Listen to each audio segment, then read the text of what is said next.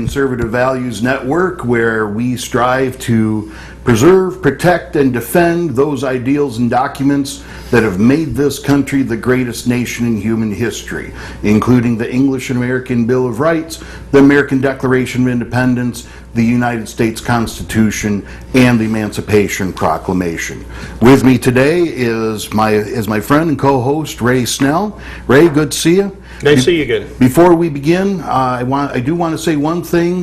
We have been having some problems with our broadcast partner getting all of our episodes aired. We're working to get that problem cleared up, and hopefully we're going to get back on schedule so that we can get back into timely dialogue, the type of dialogue that we know that you all enjoy.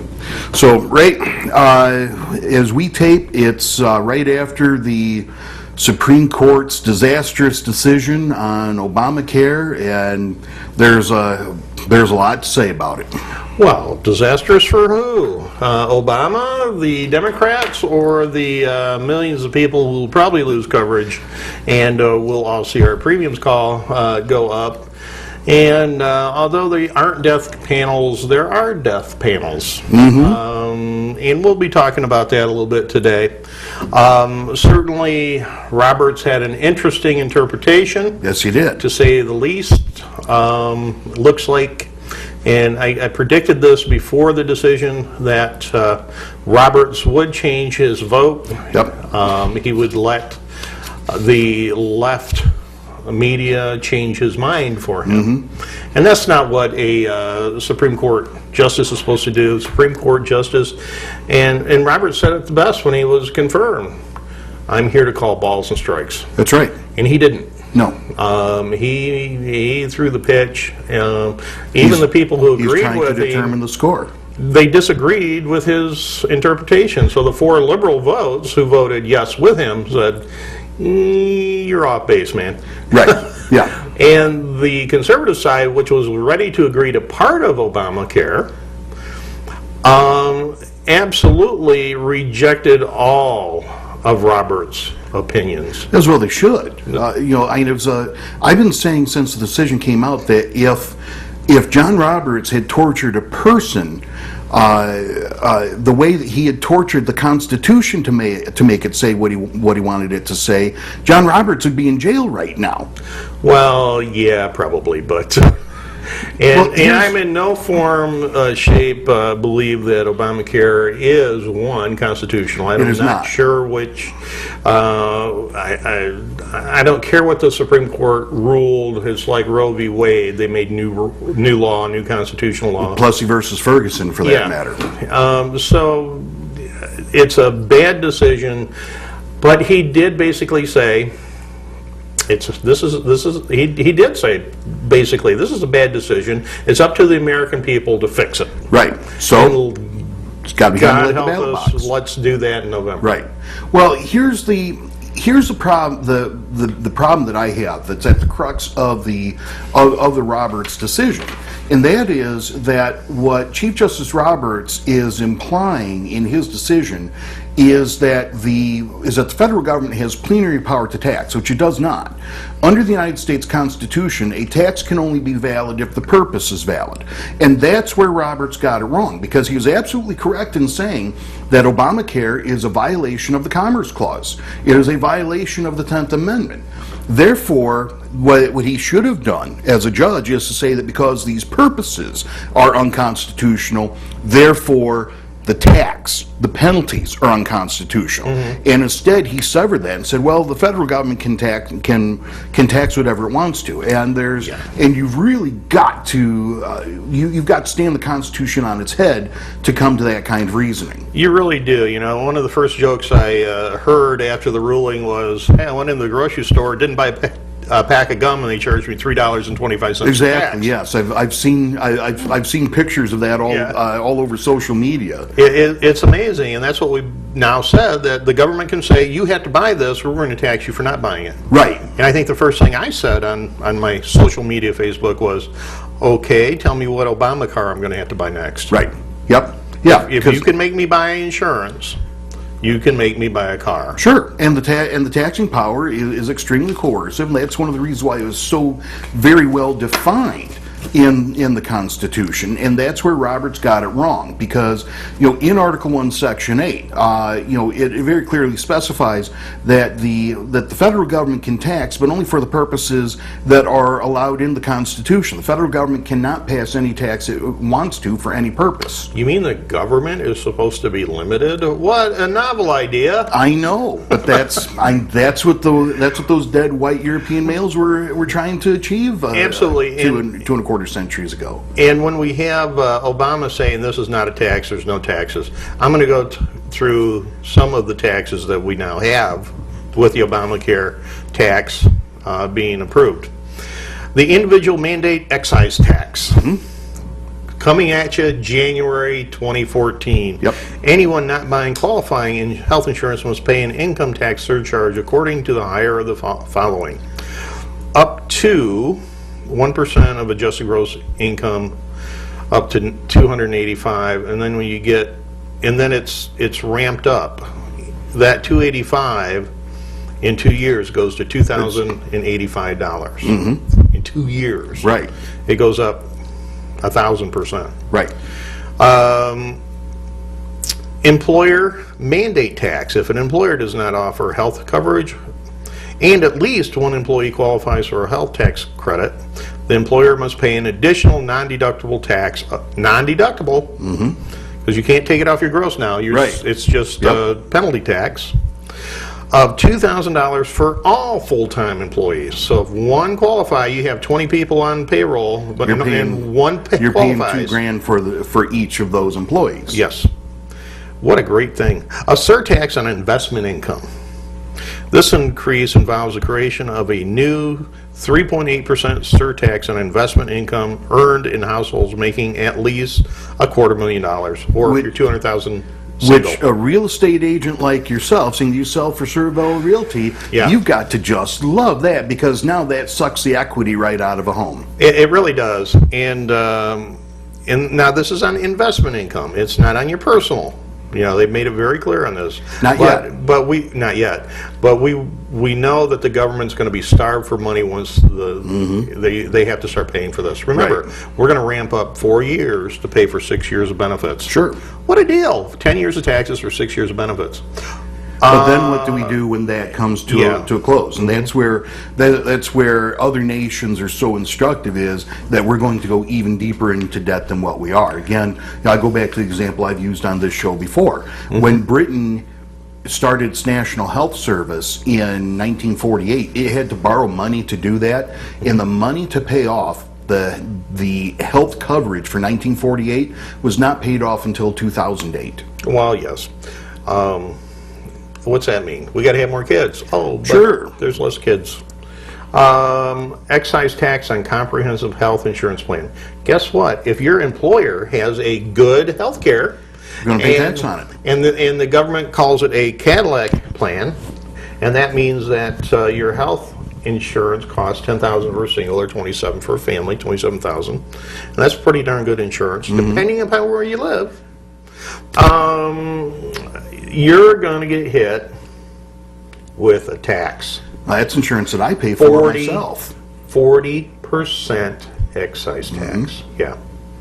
So that would be, on a single person with $10,000 policy, that's $4,000 tax. Right. Remember, Obama said there's no taxes in this. Sure. There's a hike in Medicare payroll tax starting this January. It goes from 1.45 to 2.9% if you're self-employed, like me. That comes out of everybody's paycheck. It will increase to 2.35% and 3.8% on me, who's self-employed. Right.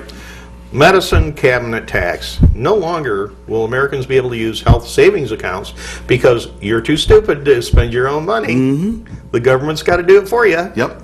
A flexible spending account or a health reimbursement pre-tax dollars to purchase non-prescription over-the-counter medicines with the exception of insulin. So thank you, government. Will somebody come to my house and tell me what I should be taking or not? Right. Yeah. Yep. The HSA withdrawal tax hike. So, why am I laughing? Additional tax increases on non-medical early withdrawals from the HSA from 10 to 20%. Right now, if you draw out cash, you get penalized 10%. Now it's going to go to 20%. A flexible spending account cap, a special needs kids tax. It imposes a cap of $2,500 indexed to inflation on flexible spending accounts. There is one group of FSA owners for whom this new cap will be particularly cruel and onerous: parents of special needs kids. So right now they can deduct some of those costs off their income tax. Yep. Now it's like, Not anymore. we'll find a way for the government now to take care of you instead of you taking care of yourself. Yep. Can't have you taking care of yourself. You're too dumb to do it. Yeah, we're too dumb to do it. Tuition rates at one leading school that teaches special needs children in Washington, D.C. can easily exceed $14,000 a year. Under tax rules, FSA dollars can be used to, gotta get to the right page, Got them out of order. to pay for this type of special needs education. Now they're not going to be able to. So I used to, and what are you getting? 30 cents on a dollar if you're deducting Probably, it. yeah. And now you're going to pay it all out of pocket. That's compassion. I'm sorry if I seem a little sarcastic today. The tax on medical device manufacturers. So you're in business and You make all the medical devices that the taxes are being taken out to pay for. now you're going to pay another 2.3% excise tax. Exemptions include items retailing for less than $100. So can they build their products now in components and people buy one component at a time? And That's what they're going to have to get under that $100 limit. oh god, raise a hair. But think, it'll increase people's learning of mechanical skills. That's They're going to get right. back to basics. Yes. Let's see. I remember Dad trying to put together that sled for Christmas. Yeah. Yeah, that'll be fun. Yeah, so now I can just put my diabetic testing meter together. Yeah. Raise haircut for medical itemized deduction from 7.5% to 10%. So most people don't get to 7.5% anyway. No. And now it's going to be 10%. That's going to raise $15 billion. And that starts January Or so they this year, think. or coming up. Currently, those facing high medical expenses are allowed a deduction for medical expenses to the extent that those expenses exceed 7.5%. It's going to go to 10. One of my favorites, the tax on indoor tanning services. 10% excise tax. So if you're paying $10 now, it's going to go to 11. What's another buck? What's another buck? How about $2.7 billion a year? More for the government to play Let's Invade Nicaragua. Yep. Elimination of tax deduction for It's going to hit employers. that tanning mom real bad. Yeah, geez. I mean, she'll probably be $0.7 billion, right? Yeah. Elimination of the tax deduction for employer-provided retirement drug coverage in coordination with Medicare Part D. Wow, that'll raise $4.5 billion for the government. Elimination of a tax deduction. But what we've got to say about those numbers is that that's what the government's projecting. Those are not real life numbers. That's what the government is hoping to bring in. And of course, as we know from tax behavior, what you tax, you get less of. So those projections are not going to be accurate. Blue Cross Blue Shield tax hike. It's only $400 million. Special tax deduction in current law for Blue Cross Blue Shield companies would only be allowed if 85% or more of premium revenues are spent on clinical services. So if they only paid out 84% that year, they get hit with a $400 million bill. Excise tax on charitable hospitals. Immediate. $50,000 per hospital if they fail to meet new community health assessment needs, financial assistance, and billing and collection rules set by the HHS, Health and Human Services. Now That those aren't probably written yet. no, and that gets into something that we have to point out. What you are reading is stuff that we know that is in the bill.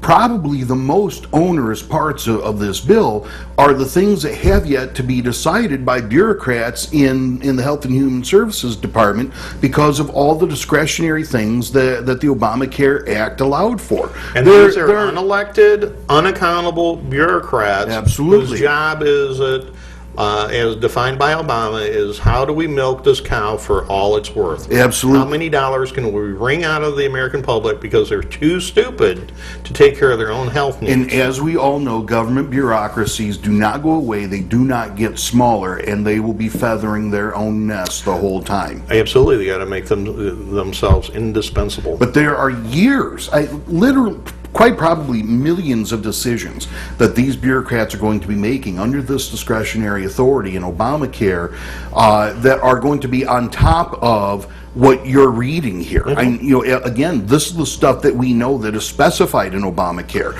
but there's so much that is unspecified, so many decisions that those bureaucrats are allowed to make, that the cost, we really don't understand the cost yet, even though the program is going to be put into effect because of what those bureaucrats have yet to decide. Well, and I understand that certainly, but we're still working on what we do know, what we have been able to glean. And that's bad enough. But Nancy Pelosi was wrong. Even though we passed the bill, we still don't know what all's in it. Yeah, because the bureaucrats will continue to interpret it in certain ways. So let's say your kid has a disease and not many people have it. Right now there's all kinds of incentives for drugging companies to go out there and it's called an orphan drug because there's not many people are going to use it, but they might be able to find something that works. And charities will step up to help. Yeah. So what we're going to do to really make these companies want to do this, we're going to tax on innovator drug companies. $2.3 billion annual tax on the industry imposed relative to shares of sales made that year. So you're out there and you're innovative and you're making these new drugs and you're going to make this income back. We're going to tax the heck out of you. And what kind of incentive that? I the believe more you that tax, would be reverse incentive. Yeah. A tax on health insurance. Why? Because they don't pay enough yet. Annual tax on the industry imposed relative to health insurance premiums collected that year. And that previous tax you talked about is a tax on individuals as well. Yeah. So thank you very much. As if my health insurance weren't bad enough because I'm paying 100% of mine. It's fully imposed on firms with $50 million in profits. What they don't talk about, okay, so we have a threshold of $50 million in profits. They don't talk about what about all these expenses they've had for years, developing, testing, whatever, getting it ready for market. But you've made money on it now, so we're going to tax you more. That's going to raise $6 billion a year.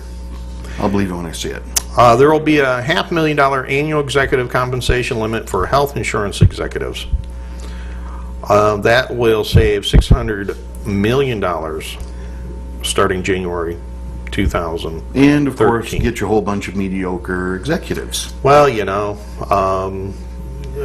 free market. I guess we're throwing out free market, right? Well, realistically, there was no free market in health coverage before this, but this constricts it even more.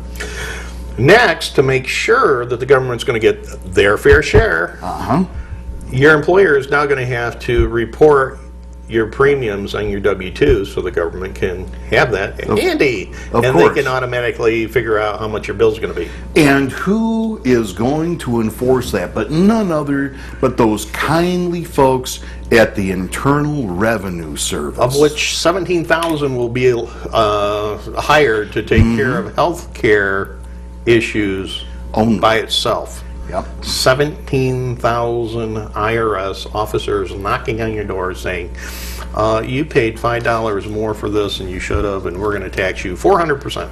Yep. And I want to point something out because, I don't know how many folks in our audience have had encounters with the IRS, and given, IRS agents have to work with the rules that they're given. But, I've had a couple encounters with the IRS because I had one employer who did not mark what type of employment I had correctly.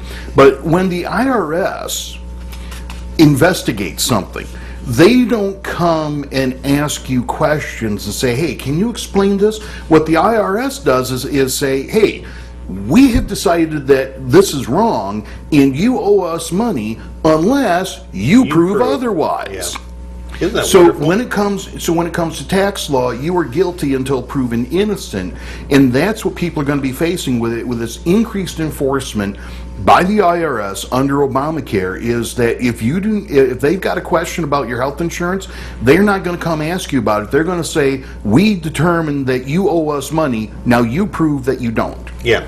Oh, yeah. And it's a wonderful system because they win. Because most people just say, okay. Right. Rather than fight you Yep. and whatever.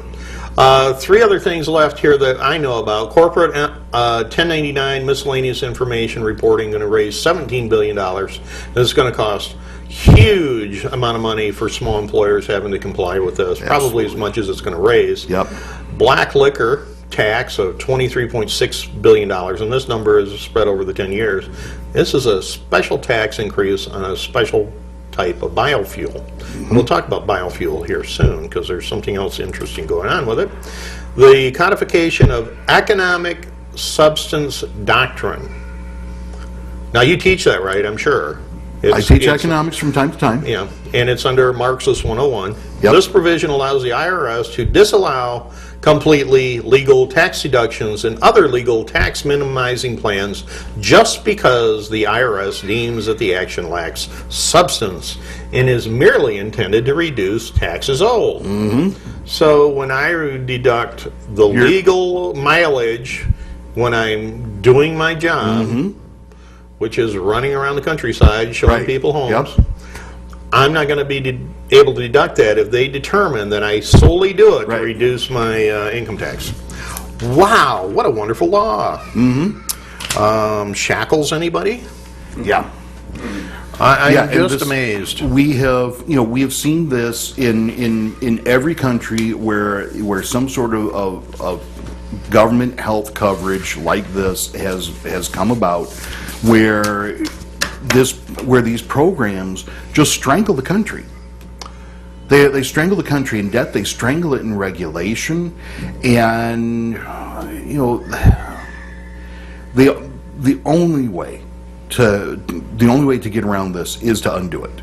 Well, and I think it's got to be destroyed, repealed, and start over. I mean, there's things in this law that we've talked about doing for several years, and it doesn't. Right.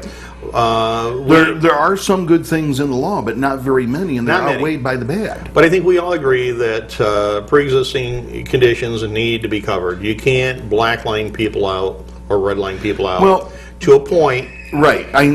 Because then you're getting into the whole thing about insurance versus a cooperative in that case, and I think that's a discussion that America has never really come to, because people don't understand how insurance works. Right. Yeah, they don't understand the concept of insurance, partially because the concept has been warped ever since World War II. Because insurance is really a hedge against something bad happening. It is not something that you want to use. And realistically, what we have with what we call health insurance is really health cooperatives. Right. It really is. As we all pool our money, and as we need the service, we draw out of that pool. Because major medical is a type of insurance where it is still insurance, because you don't want to use it. You don't expect to use it. You pay premium in, just like you do with your auto coverage. You pay a premium in as a hedge against something bad happening, but you don't want something bad happening. No. But what we have with what's known as health insurance is that for everyday everyday medical expenses, people expect to use it. People are going to use it, such as Mommy, I got a sliver. Let's go to the emergency room. Yep. So that's covered. So that is covered, but that's not really insurance. No. That's a cooperative, because in that case you're pooling your dollars with the expectation that you're going to use that, and so the dollars are pooled to try to cover all the expenses. That's one of the reasons why health premiums have gone up so much, is because that's really what we have, is that for everyday medical expenses, people expect that a third party is going to cover that instead of paying for it out of pocket. Yeah, and insurance has got so many different ideas about what it is, what it isn't. All I know is that, you want, and this is one of the hospitals kind of like this idea. This way they know that when the person comes through that door, they're going to get something. Yeah, they're going to get money from somewhere. Yeah, in all honesty, the hospitals, and people don't realize how much care they provide and don't get paid. Right. Or they're underpaid. Yeah. I mean, Medicare right now doesn't cover the cost of the services. No. And what are we going to do? We're going to cut $500 million out of it to pay for Obamacare. And Obamacare itself raises another $500 million. Right. So there's... and raises the requirements on hospitals as well, but... Yeah, not $500 million, $500 billion. $500 billion. It's hard to say that, $500 billion. Yeah. $500 billion. So this whole program is going to cost $1 trillion in new taxes or reduced benefits. And this is where the death panel that isn't a death panel comes in. It's in England, in my investigations, it's really simple. And this is what Obamacare does too. It does. Well, right now, if you're the doctor, I'm the patient, I'm coming to you, and we talk about what's best for me based on my health, my life expectancy, and the eventual outcome. Right. Okay. In England, what happens is you might talk to your doctor, but your doctor, before he does treatment, talks to this panel, and the panel looks at their little chart that says, oh, he's 85 years old, he has a life expectancy of 82, he's not going to have much life anyway, so give him 2 aspirins instead of that hip replacement. Right, exactly, and that is what happens. they do. It's not an exaggeration. No, that is exactly what they do. Those decisions are made by bureaucrats every day in Britain's National Health Service, and the same thing in Canada. Yeah. We're down to the last minute and a half. We're going to give that to you, and I want to let everybody know this is the most I've ever talked on a show with Mike Swope. But it is all good material, though. This decision, I think, is going to go down with among the worst decisions in Supreme Court history. It will go down with Dred Scott. It will go down with Plessy versus Ferguson. It will go down with a Wickard decision. It's got to be undone. And in the future, however it's done, we have to we have to address this this issue of judges not obeying the Constitution. And I'm not quite sure how to go about it, because and you can write all the laws you want to, but then again, if the judges aren't following the laws, what do you do? What recourse do you have? I'm hoping that and beyond hope, that Roberts may have the sense to say, you know what, I did something wrong, we need to revisit this. Yes. That'd be unprecedented. No, No? We've done that before? We've done that before. The same justice? I know other courts. Some of the judges, yeah. Matter of fact, it was done with a case that I don't have time to talk about. Okay, because we'll talk on the next we'll talk in another episode. But thanks to Ray Snell, candidate for Blackton Township Clerk. I'm Mike Swope, candidate for Blackton Township Supervisor, and we will see you again in another episode. Go out, be profitable for yourself and for your country and for your family. Take care of yourselves and do something about this law. Don't just sit there. Get active. Get involved. Vote. Vote. Go hold your office holders' feet to the fire. For all of us here at the American Conservative Values Network, thank you. We'll see you next time.